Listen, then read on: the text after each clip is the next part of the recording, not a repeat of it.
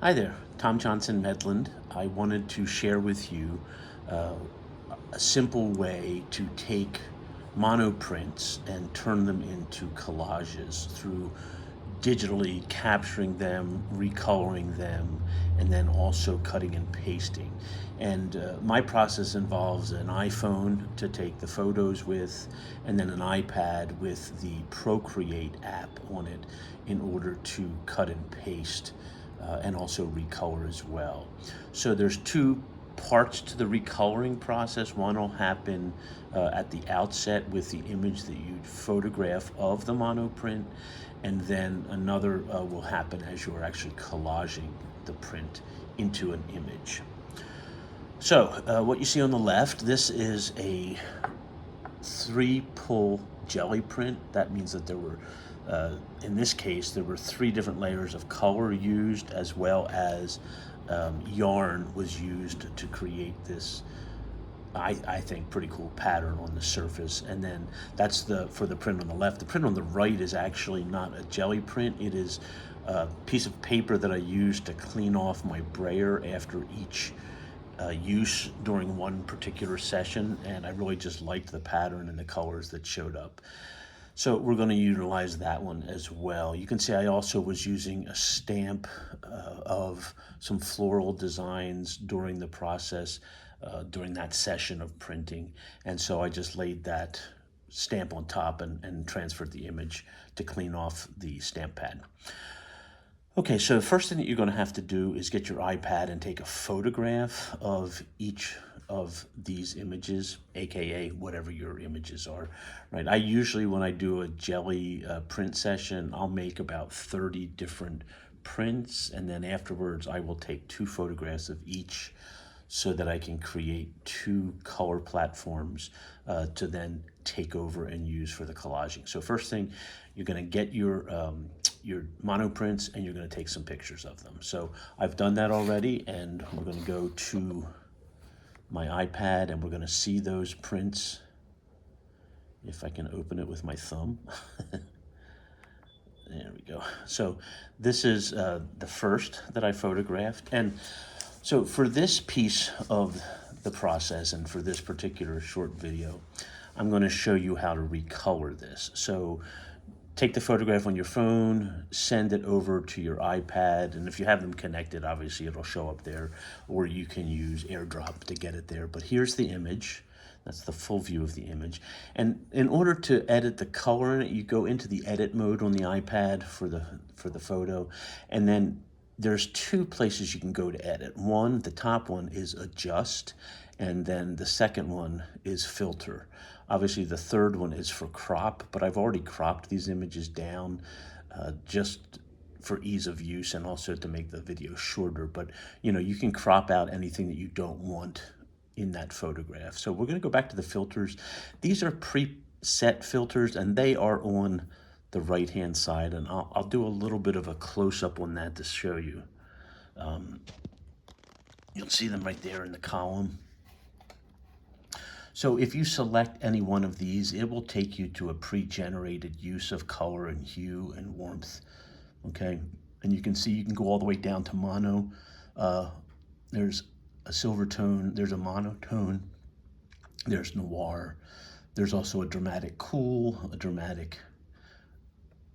a vivid cool, a vivid warm, a vivid, and then the original.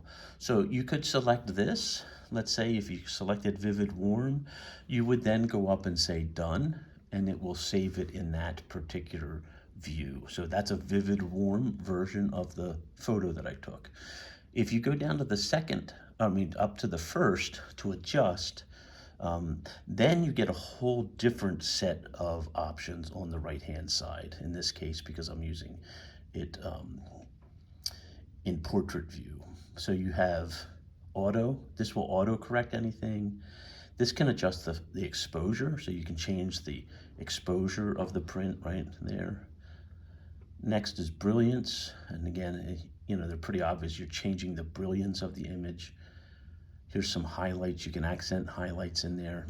And so I just slide these around until I find something that looks appealing and looks like something that I can work with. Again, you're going to find something that you can work with, because after you've done 10 or 20 of these things, you're starting to pick up a pace, and you'll find the way you want to take a print and turn it into an image based on, the different textures in this particular print. So we go down to brightness, right? And again, it's just all sliding. You just slide that to where you want it. The ones that I use the most are saturation, right? Because you can bring out hidden colors that the eye doesn't see. And then also vibrance. This is where you can get some really powerful color distinctions to add to your image. There's warmth, right? Which you'll see warmth tends to show from a yellow scale to a red or fiery scale. And there's also numbers, if you can notice. I don't know if it's large enough for you to see, but it will tell you the percentage that you're utilizing, so that if you wanted to try and adjust something, let's say 20% or 25% on each one, or 70 or 75% on each one, you can capture it that way by seeing the number. But I tend to use it visually at this stage of the game. Then there's also tint, right? You can see how the tint is adjusted. Tint in this case, because we were using warmth, is going to be in the reds and yellows. Here's sharpness, right? You can make it a little bit sharper, a little less sharp. And then definition, noise function, and then vignette, if you wanted to turn it into a vignette. You're not going to be able to see that feature on this color because it's too close to what the feature itself is. So that's a way to adjust those colors, okay? So let's stop here with that particular one, and I'm going to show you the difference. Now you see how when you open it up, because of those changes that we've made, the image itself is a little bit more bleached out. So all of a sudden I don't really like that, and I'm going to go back, I'm going to revert, and I'm going to go revert back to the original. Okay, so again, it's a matter of playing around with the image and the different technique for editing in the edit tab. Okay, so I'm going to go back and go to the filters. I really liked this particular vivid warm. I am going to go back to the adjust, and I'm going to try to get rid of that sense of brilliance out of it, right? So I'm going to go to the saturation and see if we can't knock that out of there a little bit more. There we go. And let's try some vibrance. There we go. And some warmth.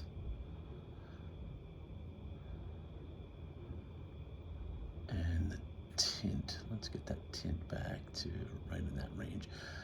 And then I'm just going to go back again and see if I can find any of these that'll perfect. So I'm going to, after I played around with the adjustment, and also now I'm going to go back and change the filter to dramatic cool, see if that's something that I like after I'm done. That's something that I can work with, okay? And in the next stage, what will happen is I will show you how to recolor these on Procreate, and then also how to cut them out. So again, find something that looks like that you can work with it. Let's do this other image as well, okay? So here is, this is the one that I did with cleaning off my brayer, right? And we're gonna go into the edit feature. First of all, I've already cropped it, so we don't need to do that. We're gonna go into the edit.